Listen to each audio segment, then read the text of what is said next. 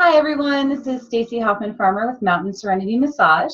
Today we're speaking with Jenny Mannion. She is an intuitive healer, and she's actually had a healing journey of her own over the last few years where she has healed herself of multiple chronic illnesses using the techniques she's outlining in her new book, Short Path to Change, 30 Ways to Transform Your Life. Jenny works with the mind-body-spirit connection as well as the law of attraction and the chakra system from Eastern medicine in order to help herself and her clients heal from these diseases. Jenny, thank you so much for joining us today. Thanks so much for having me, Stacy. Very happy to be here. Oh, great. Okay, so Jenny, I wanted to start off with hearing more about what you went through and how you traveled on your own healing journey in order to create your work. Sure. Well, I was sick for about 7 years with a bunch of chronic pain, and as I went to doctors, I got more diagnoses. The first was chronic mono. They always found the Epstein-Barr virus in my blood. The second was fibromyalgia, which had me feeling like I had the flu most days. The next was a genetic blood disorder, factor V Leiden, which they said I was like 500 times more likely to get a blood clot with that condition, and within 3 weeks or a month, I manifested a blood clot, wound up in the hospital for 4 or 5 days. And then the last was benign hypermobility syndrome, Ehlers-Danlos syndrome, which was the most dire prognosis because they said that the pain would settle in my legs because I did have a lot of pain in my legs, and that I would be in a wheelchair almost as soon as a year. And my life would consist of pain pills, and physical therapy. And so I went through, a lot back then. I had 2 young kids. I was in my mid-30s. I'd wake up and didn't know if I could. I'd have that dialogue going in my head. I don't know if it's safe to drive my kids today. I don't know if I'm going to pass out today from pain. I don't know, how badly I'm going to feel if I'm able to do anything, even if I had a responsibility, if I'm going to be able to make that today. So there's a lot of negative self-talk going on, a lot of limiting beliefs. The doctors really didn't give me any hope. They kind of said that I would just be getting worse. So that was kind of what I anticipated. I did the things that they say you should do. I joined support groups, but it wasn't supportive. It was a lot of people complaining about how sick they were. Some people were one-upping each other. Well, my husband left me because I was sick. Well, I lost my job because I was sick. And it was this battle, or I'm on 5 medications. Well, I'm on 7 medications. So it really wasn't helpful to me. It just made me feel worse. I have actually even read one book that said to have a funeral for your old self because that person was gone and you would never see them again. Wow. Yeah. So a lot of very limiting beliefs. And I just fell victim to it. I became every single disease. I thought I was doing good by reading up on them. But the only thing it made me do is feel more self-defeated and more sad about my life, that I was in my mid-30s and the rest of my life was going to be one of being in extreme pain every day and limitation. And there were a few things that led to me being able to be in the position to heal myself, I think. The first was that I met someone, a really good girlfriend of mine, that didn't know me when I was healthy and gone to sick, so really just saw me for me. And I felt like for the first time I could be Jenny, and I wasn't mom or wife for anyone. I was just Jenny, and she saw really good things in me. And she was such a beautiful person, that I was very afraid of pain pills, but I would take like half a pain pill and go for a walk with her and feel better for a little while, be out in nature, be having a nice conversation. And I would forget about that I was sick Jenny for a while. And then another friend told me to watch the movie The Secret, and it was about a year until I did that. And when I did, there were 2 things that resonated strongly in that movie. The one that is that we're always recreating cells. We're 99.999% new in 11 months. So where our thoughts are just made sense to me as a psych major too, that where our thoughts are and our emotions are contribute to if I'm creating happy, healthy cells or if I'm creating sick, sad cells. So that was a huge part. And then also the gratitude piece, to pay gratitude for everything in your life. And I realized I wasn't. I was very much in I'm sad for myself. I felt very much like a victim. Why me? Why did I come down with all these diseases? I'm a good person. You just start going through all those things in your head. and just felt very defeated. After seeing the movie The Secret, I was like, you know what? I'm going to not see doctors for a little while that are telling me I'm sick over and over again. I had nothing crucial that I need to go there for. It was always just more tests. And I'm going to just see if I start listening to myself, what I'm telling myself, and putting all my energy into feeling better, or at least appreciating what's going on with me right now. All the good things in my life, see what happens. And within 3 weeks, I was free of pain. Wow, 3 weeks after a 7-year journey of going basically from bad to worse. I mean, how disheartening to hear that it's just getting worse and worse and worse, and you have to accept it instead of any shred of you could feel better trying this, or, oh, wow. So 3 weeks, that's pretty fast, actually. I'm sure people out there are thinking, wow, how did she get over 7 years of issues in 3 weeks? And, Yeah, and I really did. I mean, I surrounded myself with positive materials, Wayne Dyer, Deepak Chopra, reading about how powerful intention is and the mind-body connection is. And I'd wake up and instead of saying, ow, I'm in pain and this day is going to be really hard, I would say, okay, what part of me doesn't hurt? My little finger doesn't hurt. All my energy is going to go into my little finger and giving gratitude. And if there are healthy cells there must be a way for my body to create healthy cells, and starting to go through the things and people in my life I was grateful for instead of the things that I was dreading or the things that I was afraid of, really putting my attention to all the goodness instead of focusing on the negative. And it is challenging because we are just kind of programmed to dwell there, and we're really hard on ourselves to begin with. So when someone is giving you limits, it is challenging to wrap your head around or to get beyond that and say, you know what, maybe that isn't true. Maybe there is an alternative, because we do look at doctors as these professionals. They've gone to a lot of years of medical school. And I just think it's not a complete system of medicine, the Western medicine. I do love the idea of it being integrated with Eastern medicine. So we're incorporating the energy body too, which is kind of a really important part of our body. Absolutely. Western medical system doesn't use. It's not like I discount Western medicine for an emergency or something like that. Absolutely. But I think that a lot of times when we get sick, there are signs before things get that bad. Mm-hmm. And when we're in touch with our bodies, our chakra system, we can tune in and ask ourselves what's out of balance. And then there are tools that we can use to bring ourselves back into balance before things get out of hand or get really bad, where we do need professional help. Oh, that's a great message, that self-empowering message of, listen to what's really going on with you. Is there something inside of you that's causing you pain that you need to address before? I have a friend that uses the feather brick truck analogy, where you get a little tickle with a feather first. Oh, maybe you got a headache. It's not very bad and it goes away.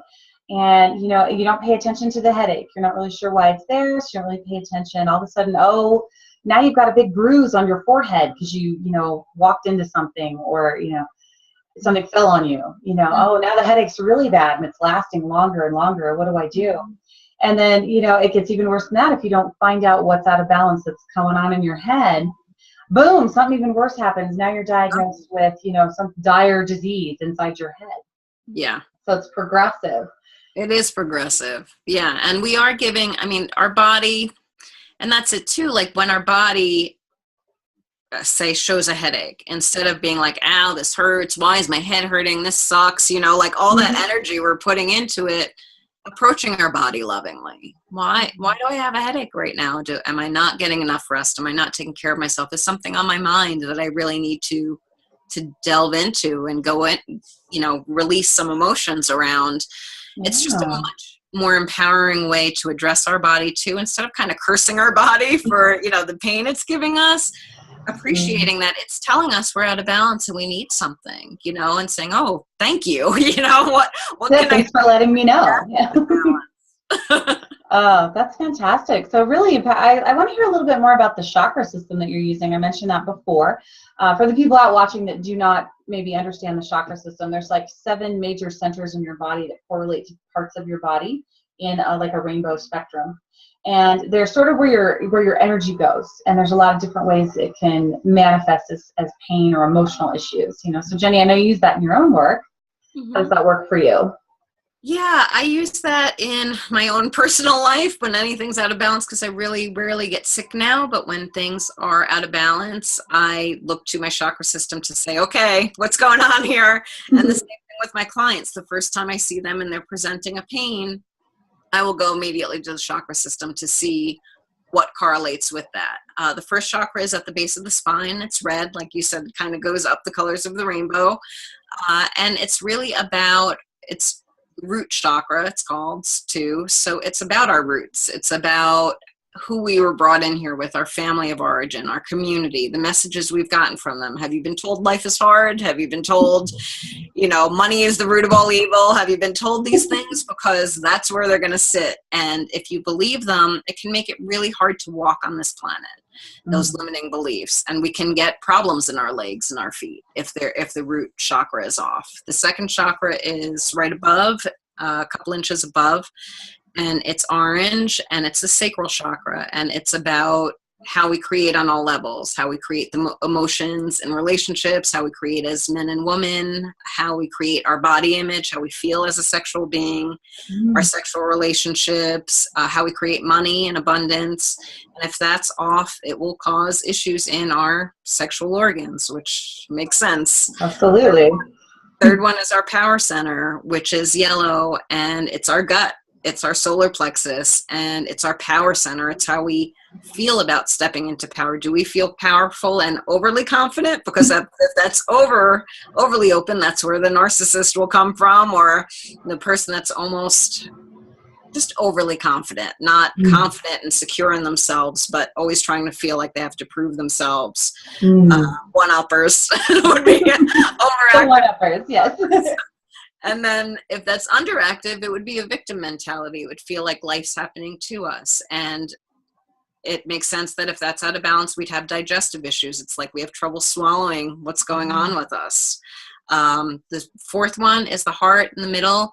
And that joins like the bottom three and the top three, because the bottom three are really about our life here on earth, and the top three are more spiritual, and the heart is right in the middle, and it's all about our relationships and love, and it's about that self-love too, which is the base of all love, because if we do love ourselves, we attract healthy relationships. We can create healthy boundaries. We're not giving to excess.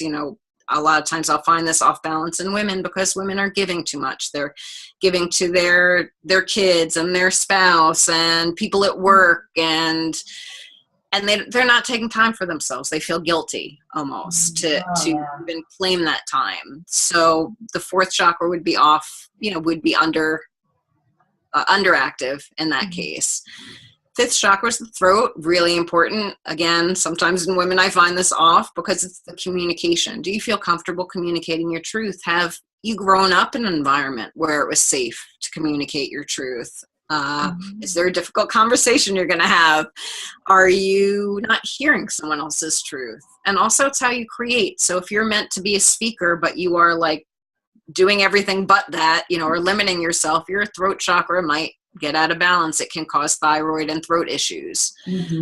Sixth chakra is between the eyes. It's called the third eye chakra, and it is all about your intuition, how you see the world, how you intuit the world, the outer world, and how you intuit yourself. And also how you receive guidance and intuition. We all receive intuition differently. Some people are clairvoyant or clairsentient. They're different strengths, and it's like a muscle. If you start working with that, you will develop it. If that's out of balance, you can receive headaches and just have like balance issues. Seventh chakra is the crown chakra, which is beautiful. I love it because it's really about our connection to everyone and everything. So many times where we feel like we're really separate, but we're all really connected. And I love that there's foods to balance each chakra, but the crown chakra, it's really about being present when you're eating, not shoving the food in, not, oh my God, I have 20 minutes for lunch, get this in. It's really about being, present when you're eating, being grateful that you have food in front of you, being grateful for the people that you're eating with. And also how you receive information from your environment. So those are the chakras, and I do feel like they are really great for an inner diagnostic system. In my book, I offer really short exercises to get in touch with each one, as well as affirmations that help each one, yoga poses that help each one, gems and foods that help each one. There are many different ways we can bring them back into balance. Oh, that's fantastic. And I love that they're really short exercises. Yes. I mean, a lot of people out there, we feel like we don't have a lot of time. So, something that's really quick and easy that can really make a profound impact. That's so great. And I'll give you a great example of what happened to me. I was having trouble, creating boundaries. As you said, a lot of people don't really know how to speak their truth and create those healthy boundaries. And I was trying to clear that throat chakra, and I manifested laryngitis for a couple of weeks. I was feeling really guilty about saying what I really needed to say to make sure I was healthy and okay. And then I couldn't talk at all. So, that feeling of guilt was so overwhelming that I manifested this crazy disease, and then once it's over, it became much easier to really speak what I needed to speak and get that out there. So. Yeah. And that's what, when on this short path to change, you're going to face some uncomfortable stuff. Okay. Yes, well, we're actually trying to bring some of that stuff to the surface because we want to look at it and see if it's truth. I have clients that I see that they have had a parent that has told them they're not smart enough, pretty enough, good enough at what they do. And they believe those beliefs only because they haven't really looked at them, for what they are. And once you start looking at the beliefs, you can say, you know what, you can disprove that. Of course I'm smart enough. I went through school and, I'm able to talk with my friends, have intelligent conversation. Of course I'm smart enough. You're able to disprove some of the negative beliefs that we tell ourselves over and over and start coming to a place of peace. It's really about that self-love and self-worth, because when we stand in that self-love and self-worth, we know that we are able to create and deserving of creating the life that we want. Oh, absolutely. What an empowering message, to really listen to what your body is telling you that you need, and then being able to put that into practice. I love that you guide your clients into that space of really taking control of what they really need to live the life that they really want. And, getting rid of disease is a huge part of that. Nobody wants to be in pain all the time.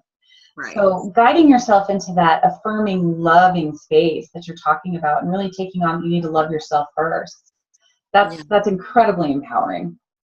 Yeah. And I start my first chapter in my book. Often I start with forgiveness and self-forgiveness, because that is very limiting. If we're holding ourselves back for something we feel like we've done or said, or something someone else has done or said to us, it's going to hold us in the past, and it doesn't mean that what happened was wonderful. It just means that we're not going to let it hold us there anymore, and if we feel someone did something horrible to us, well, healthy, well-adjusted people don't go around hurting people. So that person was probably either shown that behavior themselves, or they were coming from their own limited, behavior and knowledge, and they hadn't healed their stuff, so really coming to that place of love and understanding, and knowing that, okay, I've held this pain long enough, and I'm going to let it go. And there are tools for forgiveness where it's just easier to let go and bring yourself to the present moment. You're not going to feel better if you go on about it for another 10 years. It's not going to help you at all. It's going to absolutely. that space and not creating what you want to create. So it's much healthier for us to be able to come to that place of self-love and self-forgiveness, and forgiveness of everything that's happened to us up until this point, because we can start creating from right now and right here. And it begins with that self-love and that patience with ourselves. And as we struggle, as we will, because we're human, being able to kind of smile about it, laugh it off a little bit, say, how can I help you? How can I help you, to myself, just like you would a close loved one? What can I do to make you feel better right now? We would do that in a heartbeat for someone we care about, but we don't do that for ourselves. If we find ourselves feeling badly, usually the first thing we go to is beating ourselves up more. Why am I so bad? What did I do? Yeah. It's not going to motivate us to heal. It doesn't create a healing environment in our body. It creates that defeated. Think about it. When you feel defeated, it's almost like you feel hunched over. You feel low. And if you're giving yourself that confidence and saying, it's okay, like you would to a friend, give a hug, it's okay, this is going to pass. It's not that big a deal. There's 3 different ways this can work out. And guess what? In a couple of weeks, it's not going to matter that much. True. Give ourselves that confidence that we would someone else, and that love. I don't know why it's so hard, just because it's a pattern and we're not used to it. But the more we do instill these little habits and little tools, the more we get used to them. And not that we're never going to face a challenging time again. Life happens. We can't control every single thing around us, but we have more tools to deal with them. And the more empowered stages get longer, and the disempowered stages get shorter and fewer between, and we know that we're going to be able to rise again to the occasion and be happy again. Whereas so many times we'll just dwell in that negative space, and of course it's going to make us feel worse and worse. And if we don't deal with healing it or the emotions around, it is going to manifest physically. It has no other way to. Yeah, that mind-body-spirit connection is pretty profound. I mean, I know you've experienced this in your own work on yourself as well as your clients. The body is just one piece of the system. Your mind is really, when you get something stuck in your head, you're really creating whatever you're thinking about. And as you mentioned before, you start what-ifing all this negative stuff. I mean, what if you turn that into a positive? It's not what if I wake up and my day is horrible. It's right. What if I wake up and I have the best day I've ever had, and see what happens? Yeah, and so many people too, especially like the busy moms I get, say, I have no time. My day, I'm running and until I pass out at night. But there's always time. There's time when you just wake up in the morning and you're laying there, and most people, that and when they go to bed are their worry times. Mm-hmm. Oh, I'm starting this meeting today. Oh, I have this, and this to do. Oh, and they're going on their heads about and worrying instead of being grateful they woke up that morning, being grateful, for the house that they're in, and the comfy bed that they're in. There's also the shower. Shower is the one place usually your kids won't bother you in there, Isn't that the truth? You can go in there, and I mean, the shower is so therapeutic because it's water rushing down your body, and usually there too, we're unconscious. I remember times I was like, did I wash my hair? I don't even remember what happened 2 seconds ago, because it becomes such an automatic pilot. But why not use that time? The water is washing all negativity away from me. I'm intending this day to be amazing. Something crazy good is going to happen to me today. Just setting those intentions, even though we say we have no time, maybe you commute to work.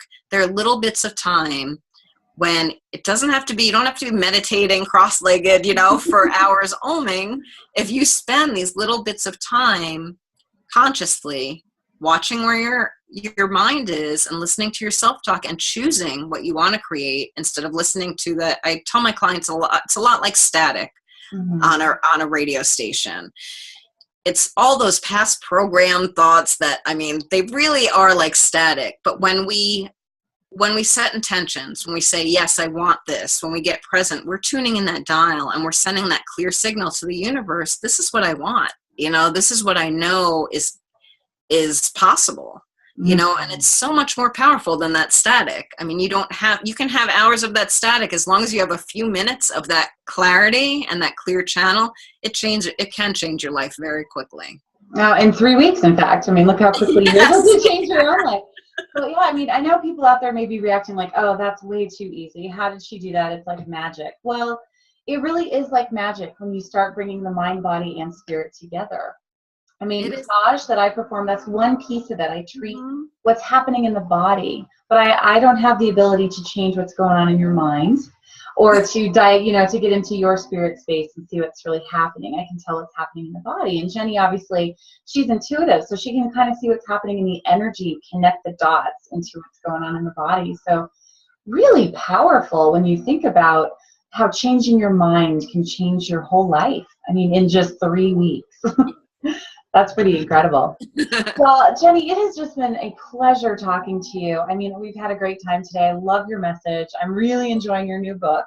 Thanks. So anyone that's resonating with Jenny's work, again, the name of the book is A Short Path to Change, 30 Ways to Transform Your Life. And she outlines all of the great stuff she's telling us with those short exercises to really get in tune with your chakra system, your body, what your self-talk is doing inside your head. So you can start shifting those things and create a better life and get rid of the pain, get rid of the disease. And it's totally worth it. I definitely think everyone should check it out. Thanks so much. It was great having you today, Jenny. We'll talk to you later. Thanks, Bye, everybody. Stacy.